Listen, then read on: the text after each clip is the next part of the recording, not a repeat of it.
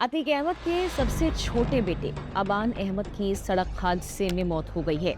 अबान अपने बड़े भाई अली अहमद से मिलने प्रयागराज से झांसी जा रहा था। अली अहमद इस समय झांसी जेल में बंद है, लेकिन अबान जिस गाड़ी से झांसी जा रहा था उसमें वो अकेला नहीं था। उस गाड़ी के अंदर कुछ और लोग भी मौजूद थे।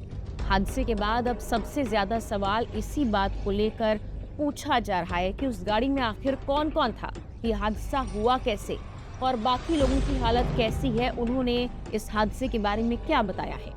हादसा गुरुवार सुबह करीब 10:30 बजे झांसी के पूंछ थाना क्षेत्र में कानपुर झांसी हाईवे पर हुआ। शुरुआती जानकारी के मुताबिक जिस एसयूवी यानी क्रेटा कार में अबान और उसके साथी सवार थे वो काफी तेज रफ्तार में थी। अचानक कार अनियंत्रित हुई और सड़क के डिवाइडर से जाकर टकरा गई। टक्कर इतनी जोरदार थी कि कार का अगला हिस्सा बुरी तरह से क्षतिग्रस्त हो गया। हादसे की सूचना मिलते ही पुलिस मौके पर पहुंची और घायलों को तुरंत अस्पताल ले जाया गया।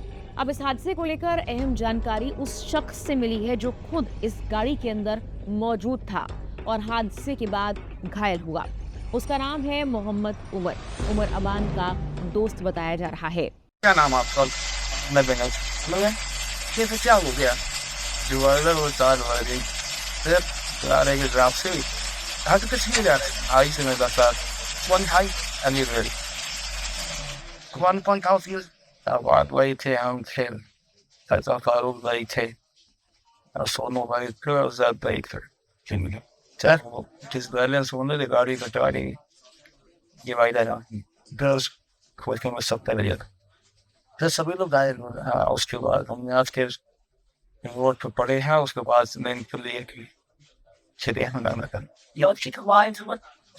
मत कर लगा फिर हाँ इस होते रहे। क्या नाम था उनका? अबान। आज नहीं है वो जा रहे थे नहीं है आज जेल में सच फनी केस। अस्पताल में स्ट्रेचर पर लेटे उमर ने मीडिया से बात करते हुए बताया कि वो लोग झांसी जेल में बंद अली भाई से मिलने के लिए जा रहे थे। उनके मुताबिक कार तेज रफ्तार में थी और अचानक उसका बैलेंस बिगड़ गया। कार अनियंत्रित हुई और डिवाइडर से जाकर भिड़ गई। उमर ने बताया कि टक्कर के बाद सभी लोग घायल हो गए और उसके बाद उन्हें कुछ याद ही नहीं रहा।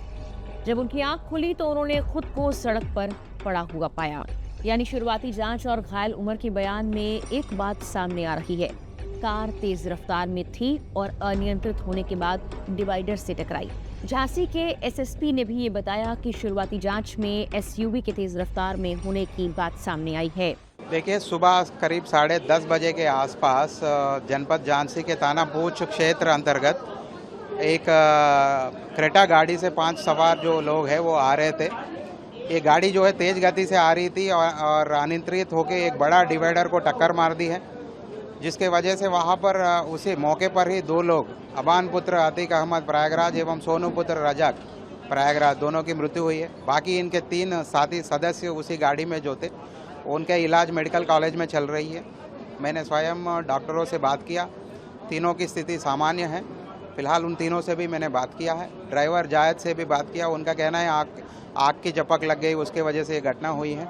बाकी वहाँ पे जो हमारे घटना के जगह पे जो लोग पहले मौके साक्ष्य है जिन्होंने पहले मदद किया बाकी लोगों निकालने के लिए और जो घायल लोगों को हॉस्पिटल भेजने के लिए, उनसे भी बात किया है।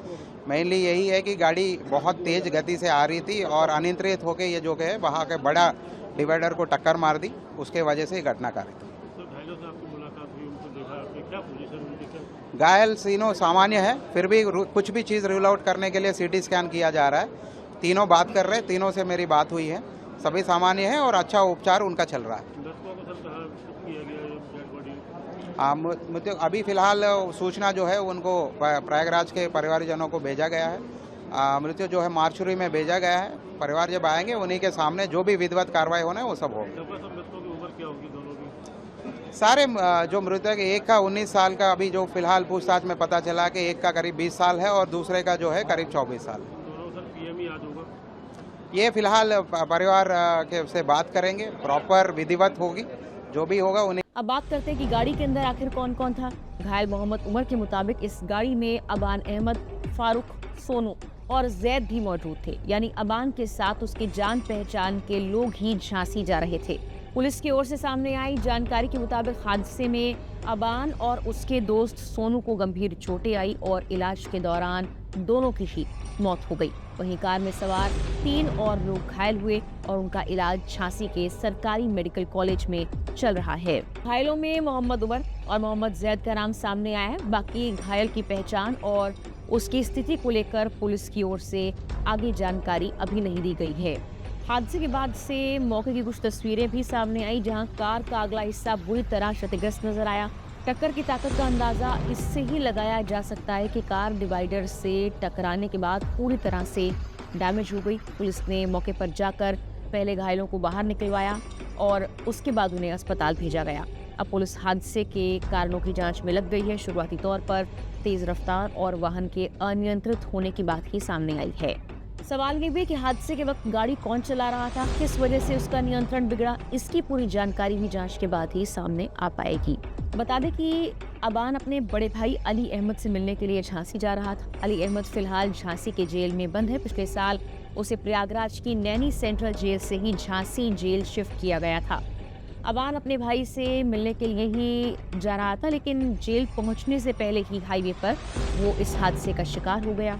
बता दें कि अबान अतीक अहमद के 5 बेटों में सबसे छोटा था और वो आजम का जुड़वा भाई था।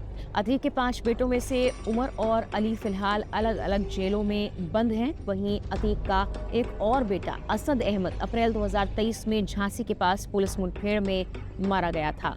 असद उमेशपाल हत्याकांड में वांछित था। उमेशपाल 2005 में बीएसपी विधायक राजूपाल की हत्या के मामले में गवाह थे और उस केस में अतीक अहमद भी आरोपी था। अतीक अहमद के परिवार का नाम पिछले कुछ सालों में लगातार गंभीर आपराधिक मामलों और पुलिस कार्रवाई के चलते सुर्खियों में ही रहा है। अतीक की पत्नी शाइस्ता परवीन भी उमेशपाल हत्याकांड में आरोपी हैं और रिपोर्ट्स के मुताबिक अभी भी वो फरार हैं। वहीं अप्रैल 2023 में खुद अतीक अहमद और उसके भाई अशरफ अहमद की प्रयागराज में पुलिस सुरक्षा के बीच मेडिकल जांच के लिए ले जाते वक्त गोली मारकर हत्या कर दी गई थी। ये घटना भी कैमरे के सामने हुई थी और देश भर में इसकी खूब चर्चा हुई थी। अब उसी परिवार के एक और सबसे छोटे बेटे अबान की भी एक सड़क हादसे में मौत हो गई। हालांकि अबान की जिंदगी अपने परिवार के दूसरे सदस्यों से अलग बताई जाती है। जो जानकारी अब तक सामने आई है उसके मुताबिक वो जेल में नहीं था और पढ़ाई पर ध्यान दे रहा था। उसकी पहचान मुख्य रूप से अतीक अहमद के बेटे के तौर पर ही लोगों के सामने आई थी। उसके खिलाफ उस वक्त परिवार के कुछ अन्य सदस्यों की तरह बड़े आपराधिक मामलों की जानकारी सामने नहीं आई है। फिलहाल के लिए इस वीडियो में इतना ही।